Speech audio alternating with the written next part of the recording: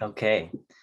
All right. Well, happy Monday and happy week 9. This is actually our last Monday because next Monday is Memorial Day. So anyway, yeah. Um, so this week we will take a look at PCA. And I think that's actually it for like required topics. So I'm not sure what I'm going to do during 10th week, but I'll, we can just do random stuff. But yeah, happy Monday, everybody, and I hope you guys are doing well. We will take a look. So we're going to look at principal components analysis, and we'll look at this today and Wednesday, and then yeah, and then we'll see where we go from there. Okay, so PCA falls under unsupervised learning. Okay, so you have clustering, and which is unsupervised learning, and PCA is also unsupervised learning. And it's the idea here, unsupervised learning, there's several different things. One of them is dimension reduction, okay? And kind of the big picture idea here for PCA is you've got a whole bunch of variables in some data set. A lot of times the variables in your data set are going to be correlated. And what PCA is going to do is it's going to transform your data into basically some other set of variables that are all uncorrelated, okay? And the new variables that it will transform it into will be kind of a linear combination of the original variables, okay? So yeah, if we can take advantage of the fact that many variables are correlated, can we reduce the number of variables in our data set and still capture or convey the variation that exists in the data? Okay, let's kind of look at this example here. Okay, so for example, you might look at some data set on housing, right? So maybe you're going to do some kind of data project, and you go on Kaggle or something, you scrape data from Zillow or something. And when you look at houses, or even like Airbnb or something, there's going to be a whole bunch of options or a bunch of things that you can look at, right? And so if you're looking at housing data, you can see what they call the livable square footage. They also have total square footage, which might include a basement that's and there's like different rules. In California, we don't have that many basements, but in other parts of the country, they do have basements and stuff. And depending on whether it's bare walls or insulation on the walls or something, they might say it's livable or not livable. And your data set might also have the number of bedrooms in the house, number of bathrooms, the lot size that the house is on, whether it might also have, whether there's a pool, the roof style, what kind of shingles there are, what kind of air conditioner it is, whether it's central or, evaporative or something else, how many parking spaces come with your dwelling, or if there's a garage, when it was built, the kitchen quality, the floor quality, all kinds of stuff. It's zip code and the local school rating. There might be other kind of information about the location, about like, some kind of crime number reporting, things like that, all kinds of stuff. Okay. And you might end up having like 70 variables to keep track of. And the question is can you reduce the number of variables? Okay, just having more variables isn't necessarily better, right? And so, I would argue that when you're looking at houses, if effectively, when you kind of tell somebody like, oh, I found a nice little house that I want to buy or something like that, which I don't know where anybody's going to be shopping for a house anytime soon, but I would say there's probably a few kind of key things that you'd want to mention, right? And so one is going to be the size, and you got a whole bunch of variables that correlate with size. So the square footage of the house, but often it's going to be, more square footage will generally equal more bedrooms, and will also equal number of bathrooms and things like that. And usually those variables go up together and down together. Also, there's going to be something else that kind of captures like the amenities, right? Like, is this like a nice house that has also like nice kitchen, nice floors, nice roof, or is it a fixer-upper where you're gonna have to put in a lot of work before it feels like a comfortable place to live? And then there's also just kind of neighborhood desirability, right? Like, is the school rating nice, or what's the local kind of crime rate, or what's the how much the houses in the neighborhood are worth, and things like that. That might be a reflection of neighborhood desirability and things like that. So maybe you can kind of reduce your entire data set into just kind of a few traits, okay, or a few variables. And this concept of data reduction, or dimension reduction, is very useful, right? And so there's other examples of dimension reduction that you're familiar with, right? So for example, one is your GPA, right? GPA takes kind of your entire academic performance, your entire academic career at school, and it reduces it down to a single variable, okay? And is that a good thing? Certainly you lose a lot of nuance, right? Whenever you do dimension reduction, you lose a lot of nuance, and you lose a lot of information. But as far as like, if you have to look at, say, if you're a grad school and you have to kind of compare like 500 applicants, it's often difficult to look at all the details of everybody's life. And so, having just one number is often can be useful, right? Whether that's a good thing, that it's a lot harder, okay? But they are still useful, right? A lot of times it's easier to look at summary values than the full details, right? Your SAT or GRE score, it reduces something very complicated, like measuring someone's intelligence, or some kind of academic performance or something, down to maybe 2 or 3 variables. You usually have some kind of verbal score, a math score, and a writing score, or something like that. It's really hard, okay? And whether, again, is this a good thing? I don't know if it's a good thing, but it is often useful. It can reduce kind of the amount of thinking that you have to do, right? Financial transactions get reduced to a credit score. And again, there's all sorts of problems, right? Anytime you reduce a person down to a single number, there's all kinds of problems are going to result. But as far as, it's a lot easier to have some kind of system that, is, and you can have kind of objective rules if you have just one variable to look at, right? So, for example,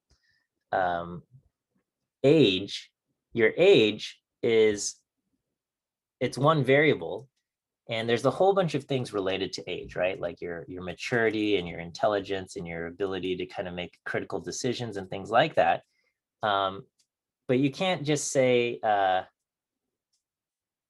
you can't have a form of, a system of laws that look at, like, we have to look at someone's maturity to decide whether they,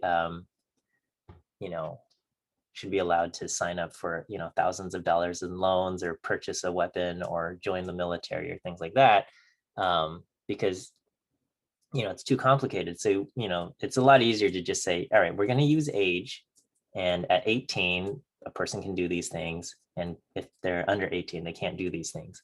And certainly we know some probably 17-year-olds who are very mature, and we probably know some 20-year-olds who are very immature, and things like that. And 18 is just kind of the number that we've agreed upon. And so, anytime you use just a single variable to kind of make decisions, you get strange results and stuff. Okay. Other things, if you're familiar with sports and stuff, in the NFL, the quarterback always gets kind of an NFL passer rating at the end of a game, which will kind of reduce the quarterback's performance to a single value, right? And it takes into account a bunch of different things, like how many times they have tried to attempt to pass and how many were completed and how many resulted in touchdowns, et cetera, et cetera. Or, in other kind of athletic events. So in the Olympics, you can have like the heptathlon or the decathlon, and there's like 10 different events, but then you need to reduce it down to a single ranking, right? You can't, the whole point of the decathlon is that you're not going to be awarding 10 different gold medals, but you just award one, right? So how do you kind of combine the performance of 10 different events that get measured in different ways, right? How high you jump, how far you can throw the javelin and things like that, and how fast you can run. How do you kind of combine all of those things? So reducing things down to one, right? So kind of the analogy that I like to use is when you look at an object and it casts a shadow, that is reducing a three-dimensional object down to a two-dimensional projection. Okay, so when you have a 3D object, and so I don't know, here's a wall here, right? And so here I've got my hand. My hand exists in 3 dimensions, and you can see the shadow. Let me see if I can. Okay, so if you look at the shadow here, the shadow looks kind of like a hand, right? But if I position my hand so that it looks like this, I don't know. Okay, it's a little bit harder to tell what that is, right? And so what we want is a projection of the data so that the reduction, the reduced image, right? So here's a pen, okay? And if you look at the pen, that, I don't know, this kind of looks like a pen, especially if you can kind of see the little clip. Whereas versus if I point it in the wrong direction, okay, and you only see kind of just this circle, it's a lot harder to tell what it is, okay? And so what we want is the shadow, the two-dimensional projection of this 3D image to resemble the original data, okay, or the original object. And that's kind of the premise that we're working at, right? And so here is just kind of an idea here. I've got this cylinder looking thing, and depending on how you project it, right, you can cast a shadow straight down and it could look like a rectangle. You could cast a shadow from another angle and it could look a little bit more like a cylinder, right? It's a little bit difficult, okay? But certainly there's going to be different. Could I zoom in a little bit more? Yeah.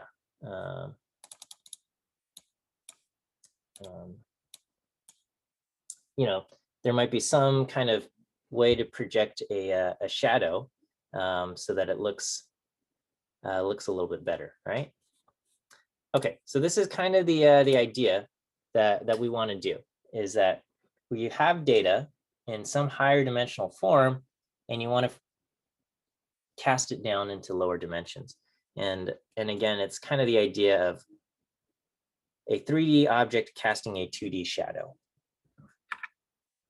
Okay, and so, mathematically, when we say we want a lower dimensional projection that resembles the original data, the idea here is that we want a projection that's going to capture as much of the variance that exists in the original high dimensional data. So we have our data in kind of the original high dimensional data, and there's amount of variance that exists there. And what we want to do is we want to reduce the amount of dimensions. And whenever you reduce the amount of dimensions, you're going to the amount of variance captured is going to be reduced, right? Unless a couple of your variables are perfectly kind of collinear, but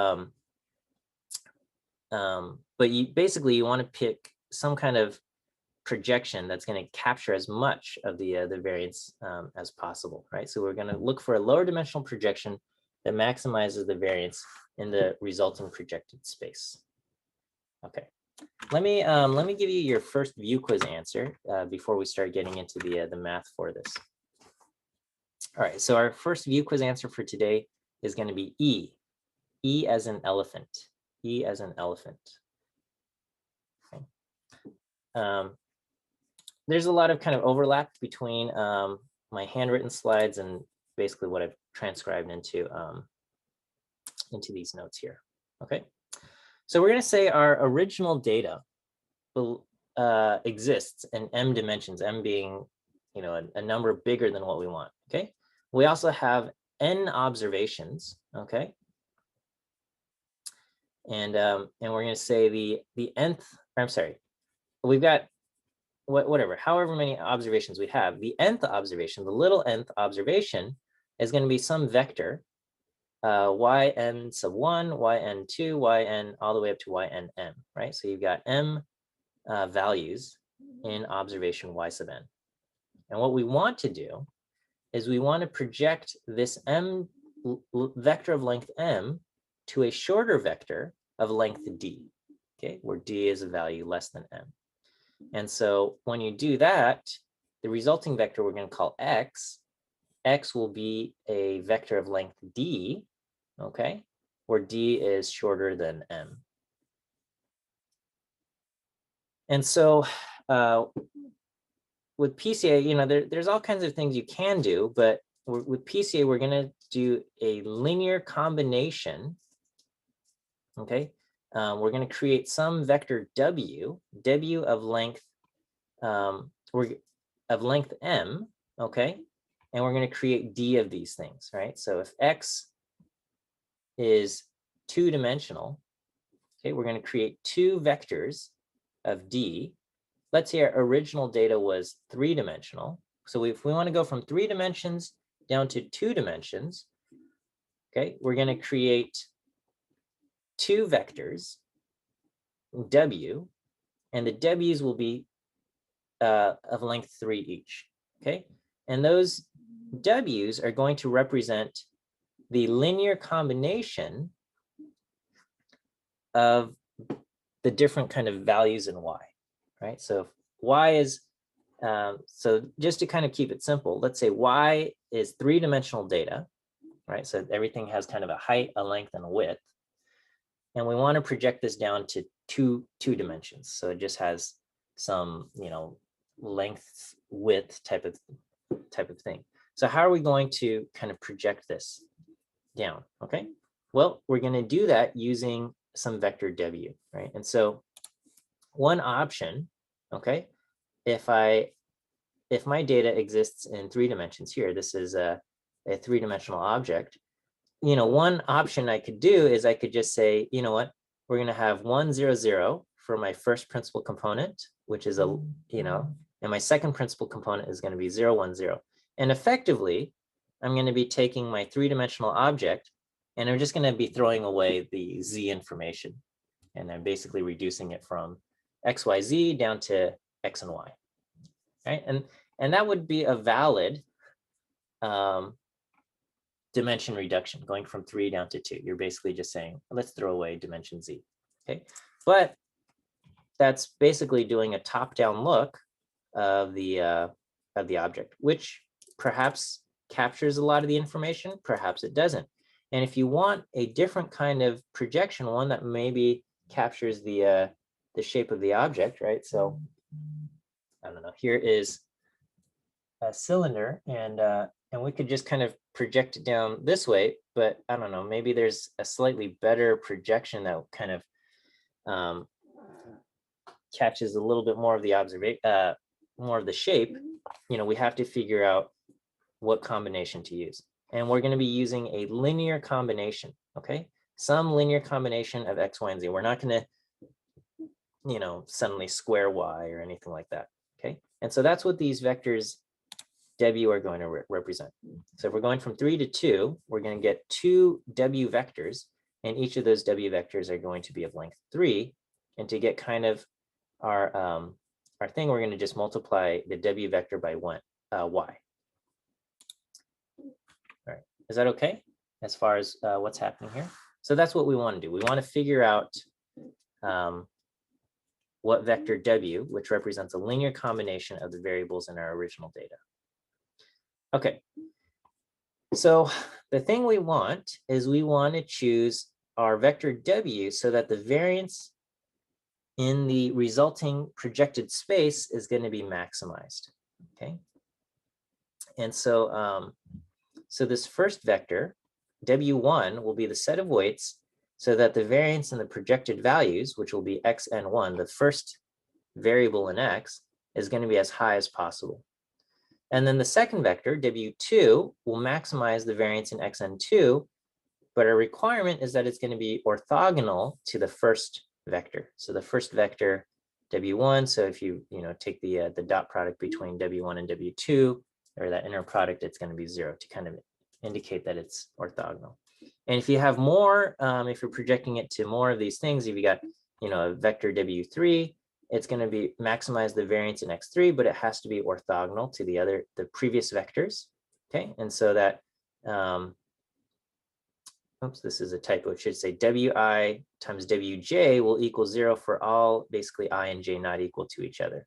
Okay, and also to avoid having infinitely many solutions, we're going to restrict the length of each W to be 1. Right, so if you kind of take the norm of this thing. Is this related to the Gram-Schmidt process for orthogonalization? I don't remember what the Gram-Schmidt process for orthogonalization is. So I don't know, maybe. Okay. Let me just kind of do our next thing. All right.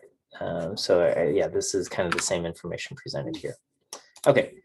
So what we're going to do, we're going to try to, what we'll do is we'll just derive the vector W1, okay? So that the variance in xn1 is maximized.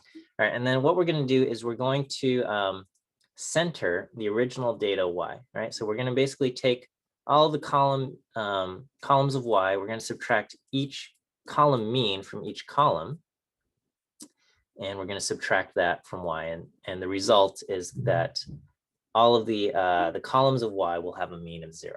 Okay, so we're going to subtract the column mean from every column in Y, and then that's going to make the mean of Y to be a vector of zeros. Right, so if we take the column means of Y, it's going to be a vector of zeros, and that will just kind of make our life easier as far as deriving what the original variance is going to be. Okay, and to kind of just keep everything easier, we're going to just look at one weight vector, and then this will kind of generalize. So each observation, so we're going to just say, all right, let's project whatever our data is down to just 1, right? So you could do PCA to just kind of project all of your data down to 1 dimension.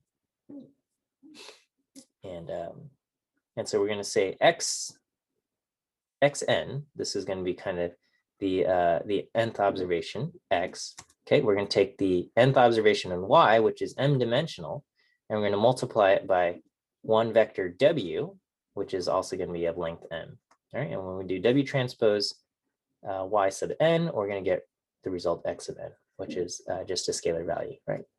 And so if we say, all right, what is the variance of this data here? Okay, what is the variance of x? All right, we're going to say that's going to be xn minus x bar squared. And we're going to do 1 over n. We'll do 1 over n minus 1, but it doesn't matter. We'll just take the sum of the squares and do this. And this is going to be the variance of x. Okay, and what we want is we want to maximize. We want to maximize the variance of this subject to W having a length 1, okay? Or, W transpose W equal 1, so that you don't just say W needs to be as big as possible. And that's what we're going to do. Okay. So what is the mean of x, right? Because we said the mean of Y bar, or the mean of Y is going to be a bunch of zeros, the mean of x is also going to be 0, right? So we say, all right, the mean of x is going to be the sum of x sub n divided by n, okay? We can say, well, xn, earlier we defined xn to be W transpose Yn. So we're going to just plug that in, W transpose Yn here. And W transpose does not differ from any of the by any of the n's, it's going to be the same for all n's. So this is going to be equal to W transpose times the sum of the YNs. And we know that the sum of the YNs is going to be basically a vector of zeros. Okay, or the mean of the YNs is going to be a vector of zeros. All right, and so this is going to be equal to W transpose Y bar, which is also just going to be 0 here. Okay, so the mean xn is 0, and that's going to make solving this a lot easier. So far, so good? Okay. So what we want, we can say, all right, the variance for x is going to be equal to this, right? So we've established that the mean x bar is 0, okay? And the variance x bar is going to be 1 over n times the sum of xn squared, xn minus 0 squared, okay? And so I'm going to plug in xn, and we're going to say, okay, well, xn we define to be W transpose Yn, right? So we got this vector W times the vector Y sub n, okay? And we're going to square that. And so when you square that, this is going to be W transpose Y times Yn, and then Yn transpose W. Okay, so we can say this, right? So we can, because W transpose Yn is a 1-by-1 scalar, we can, kind of take the transpose of it and multiply this as well. So this is valid, okay? And again, the W's don't change with respect to n, so it's going to be the same for all n observations. So we can pull the W out, the W transpose and the W out. And so we can say, all right, this is going to be W transpose. And then here I've got 1 over n times Yn transpose, right? And this is going to be an m by m matrix times W, right? And so this is still going to result in a scalar, but W is a 1 by m vector. W transpose is a 1 by m vector, and W is an m by 1 vector. And Yn transpose is an m by m matrix, and we're taking the sum of all of the Yns over all of the different observations here. Okay, so this is where we are here. We're going to say the variance of x is equal to this thing. All right, and it seems like it says our variance expression can be simplified, and this doesn't seem simplified at all, but it's going to help us. Okay, and so we can say, well, you know what? If we look at what is the covariance matrix, okay, the covariance matrix of y, right? So when you take the covariance of y, the variance covariance matrix, it's equal to this. And earlier we said the mean of y is 0. And so this whole thing just reduces, this thing is equal to the variance covariance matrix of y, because the mean of y is 0, right? So if we plug this in and we say the mean of y is 0, Yn minus y bar, Yn minus y bar is equal, that the zeros cancel out. And so the variance covariance matrix of this, okay? So if we say C is the covariance matrix or variance covariance matrix of y, we can say the variance of x is W transpose times that variance covariance matrix times W. All right, are you guys okay with this?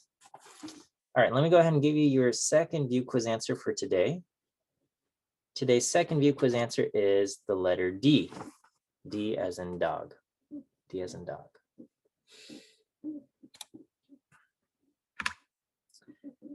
Okay, so we want to maximize this variance, and we're going to keep this restriction just, because if there was no constraint to W, we could just make W as big as we possibly want. That's going to make this huge, right? But we're going to say W transpose W has to equal 1. And so we're going to maximize this subject to this, right? And so we can do this with the Lagrange multiplier. So we're going to say we've got the thing that we want to maximize, L, is going to be W transpose CW minus, and then we put in kind of our Lagrange term, which is going to be lambda W transpose W minus 1.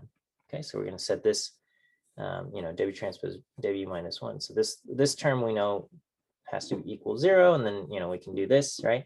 We're going to take the derivative of this with respect to W, because we want to find the W that's going to maximize this thing. So we're going to take the derivative of this with respect to W, and we're going to set it equal to 0, and we're going to solve for W. So if you take W transpose CW, okay, the derivative of that is going to be 2CW. And then here I've got lambda W transpose W, which is going to be 2 lambda W. And then I've got a, plus a lambda, but with respect to W, that zeroes out. Okay, so this is where we are. So 2CW minus 2 lambda W. We're going to set that equal to, I'm going to bring the 2 lambda W over here, and I got CW equal to lambda W. And I actually had a question kind of like this on the first midterm answer, and or on the first midterm, and not many of you got the question right. And I said, under what conditions is is this thing going to equal 0, right? And a lot of you said, well, C needs to be some kind of identity matrix or something, so that or some kind of a diagonal matrix, and that that could work. But if C is equal to basically Y and Y transpose, how often is it going to be a diagonal thing? Not very often. Okay, but maybe if it's presented in this form, and I ask, okay, when what does W have to be for this to work out? Maybe it looks a little familiar. And so the answer is to get, so basically I have a matrix times a vector. This is going to equal a constant times a vector, right? So matrix times a vector equal a constant times a vector. What we're basically saying is that if you think of the matrix as some kind of linear transformation, what we're saying is that when you take a linear transformation to this vector, the resulting linear transformation ends up being a vector that points in the exact same direction, perhaps modified by some scalar value. Okay, so I've got a matrix times a vector is equal to a constant or a scalar times a vector. And so, so this is the eigenvector. W is an eigenvector of the matrix C.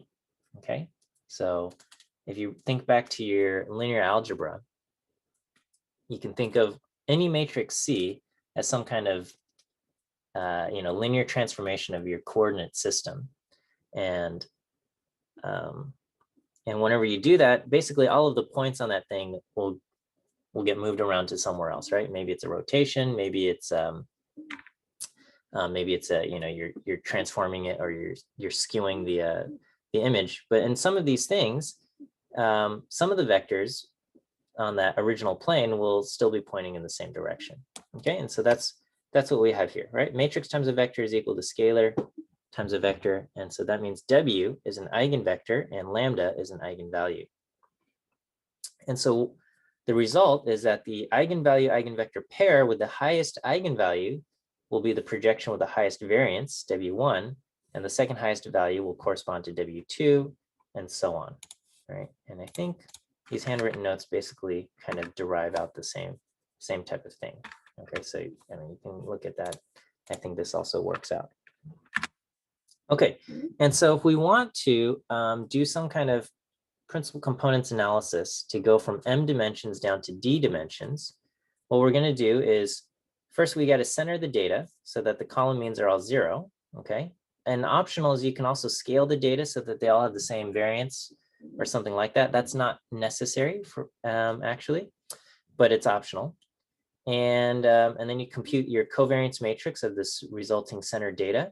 You're going to find all of your eigenvector, eigenvalue pairs, and then you're going to kind of select the D eigenvectors with the highest eigenvalues, all right? And then the result will be, is you just kind of transform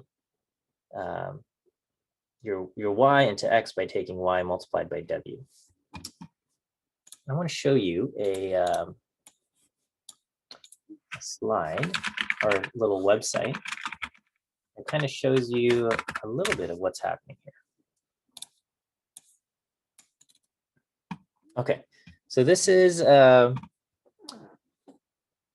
from the site called Explain Visually. And the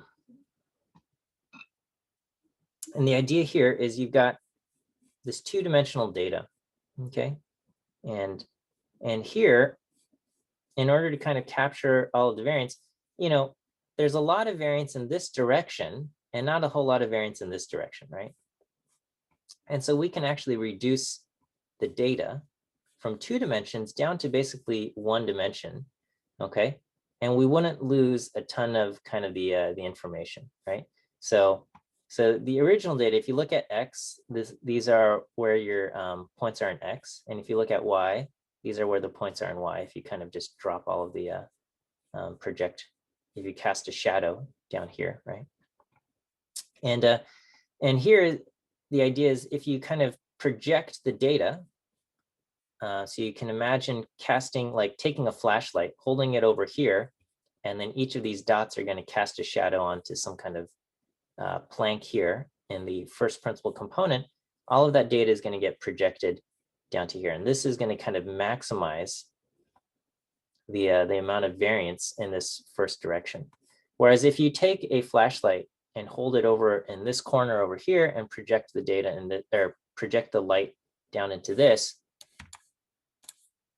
it's all going to get, and you have kind of a board over here parallel to this green line in the second principal components, there's very little variation between the dots, right? They all kind of get projected down into this small clump, right? So this 2-dimensional data can get reduced down to 1 dimension, and we don't lose a whole lot of information if we just throw away the second principal component.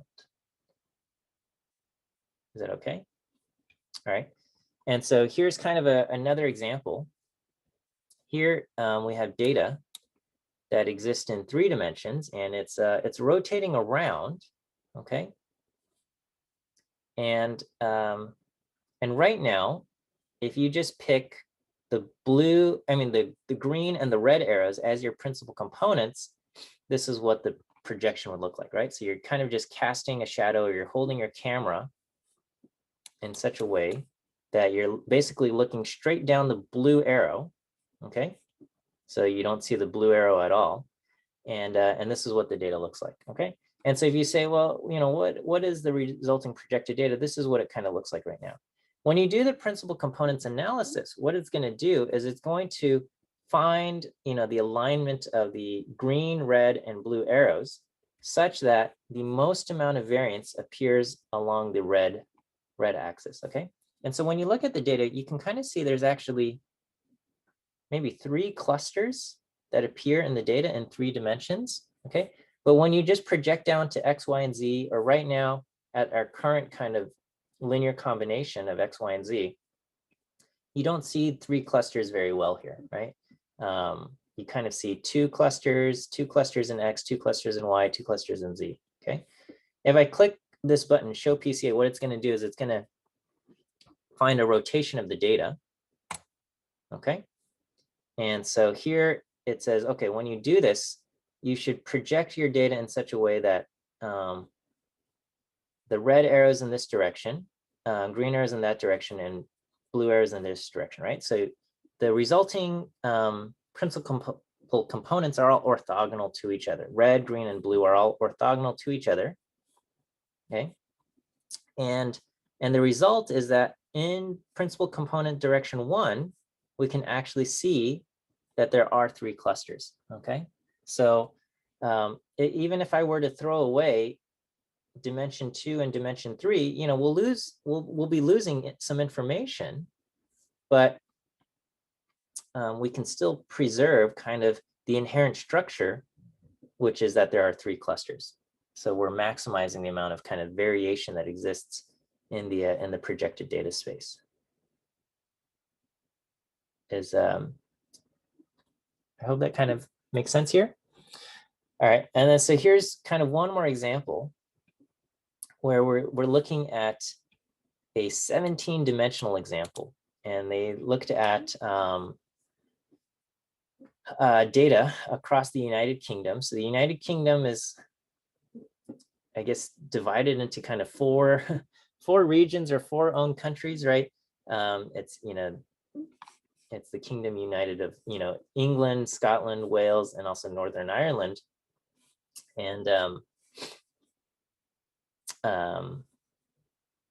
they asked kind of what are your eating habits, right? And they said, how many alcoholic drinks do you consume? How many beverages? How much cereal? How much cheese? How much fats and oil, fish, and things like that? How much of these things do you eat? Okay, and this is the data that they've plotted. Okay, and so when they plot this and create principal components and project down to basically one dimension, the first principal component. So we're taking 17 dimensions and reducing it down to one to kind of see, all right, how much variation can we see? We see Wales, England, and Scotland produced over here, and Northern Ireland is way over here. And we say, okay, what's going on? Why is Northern Ireland so different from the other three? Okay. And what this will do is it'll kind of pick out things that are quite unusual. And so kind of the biggest difference is if you look at fresh fruit and fresh potatoes, okay? Northern Ireland eats a lot less as far as fresh fruit goes, okay? So compared to England, Scotland, and Wales, okay? Those places eat a lot more fresh fruit than they do potatoes, okay? Whereas Northern Ireland kind of has the opposite. They eat more potatoes than they do fruit, okay? Whereas in all of the other kind of regions, they eat more fruit than they do potatoes, all right? And so, that's kind of a bit of, I guess, a stereotype, but it's reflected, at least in this kind of eating habits of the eating habits data set here, okay? And so you can kind of plot some of these different things, and plotted in two principal components, we get a little bit of a picture here showing principal component 1, principal component 2, and we can see Northern Ireland is quite different from the other three. And that also, kind of makes sense because Wales, England, and Scotland all reside on the same island of Great Britain, whereas Northern Ireland is on the island of Ireland, which is, the island of Ireland is split between the Republic of Ireland and kind of, Northern Ireland, which was part of the UK and things like that. So, anyway, this is just kind of another example, and I like this this website, which it shows. And the nice thing is that this part is actually interactive, and so you can actually say, well, if I have, I can actually pull the data around and rearrange things. And so, and here we'll try to find a projection of the data that reduces the,